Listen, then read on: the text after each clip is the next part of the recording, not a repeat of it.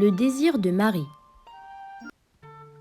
Et ce coup de vent de printemps a ravagé mes cheveux, les décorant à la fois avec les fleurs de l'abricotier du jardin. Je voudrais me regarder dans un miroir pour voir comment ça me va, pense Marie. En regardant sa main, elle remarqua qu'il ne pouvait pas la voir.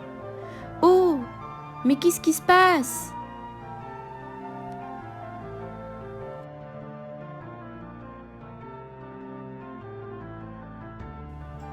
En courant vers la rivière, Marie essaya de se regarder dans l'eau, mais elle ne se voyait toujours pas. Elle était seulement une vapeur éthérée qui volait comme une colombe. « Je peux voler et je peux voir le village d'ici de la hauteur parmi les nuages. Je veux aller dans le village et tout regarder de la hauteur.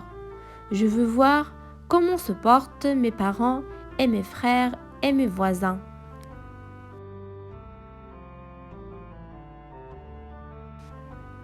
En un clin d'œil, Marie est arrivée au-dessus du village. « Voilà maman !» Il parle avec une voisine. Et il lui dit quoi ? « Je suis si curieuse. » Marie s'approche de sa mère en croyant de ne pas être vue. « Mais si je ne me vois pas, comment les autres peuvent-ils me voir ?» pensa Marie.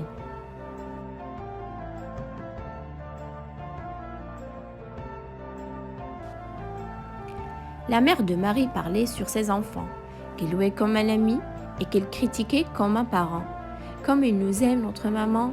Moi aussi je t'aime, maman. Mais maintenant je ne peux pas le montrer. Oh oui, je peux. Marie eut une idée. Quand par magie il remplit une fleur d'abricotier et l'attacha dans les cheveux de sa mère.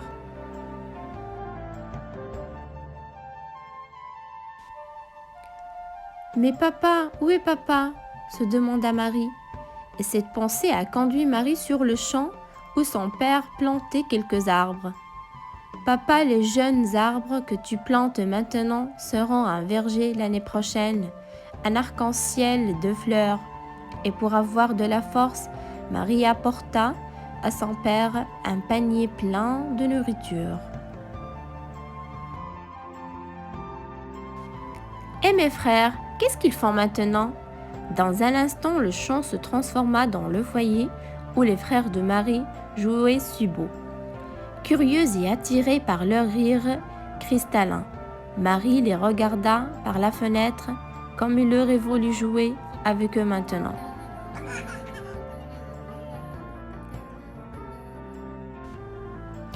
Oh, mais qu'est-ce qu'il cherche, le petit sur le placard ? Il va tomber !» s'effroya Marie. « Même si je suis maintenant faite en vapeur, je dois essayer. » Elle est arrivée à son frère dans une vitesse gigantesque. Elle l'a attrapé durant sa chute et elle l'a mis délicatement sur le plancher.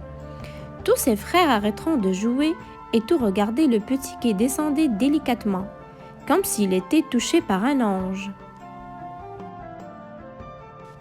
« Oh, comme j'aime mes frères, mes parents, ma famille, mon village. Je peux les voir, mais ils ne peuvent pas me voir. Je me sens si seule et je ne le veux plus. Je veux être toujours moi, Marie la sœur aînée. » pensa Marie qui revit l'abricotier au-dessus duquel elle était il y a un instant. « Marie, réveille-toi. Tu es endormie ici, dans le jardin ? Rentre à la maison pour te reposer. »« Maman !» demanda Marie. « Oui, ma chère fille, » répondait doucement sa mère. « Elle m'entend, elle me voit. Je suis moi-même à nouveau. Maman, je t'aime. Moi aussi, ma chérie, » lui dit sa mère avec douceur. Les frères de Marie sortant de la maison rapidement, ils sont joyeux et ils se ressemblent autour d'elle. « Marie, Marie, tu as été où ? Tu n'as pas vu la merveille ? Un ange a sauvé le petit. »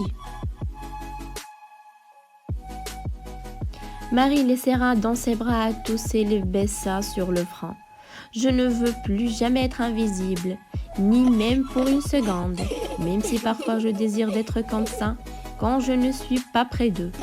Je sens que je perds leur amour merveilleux, » se dit Marie, joyeuse d'être maintenant entouré par ceux qu'il aime.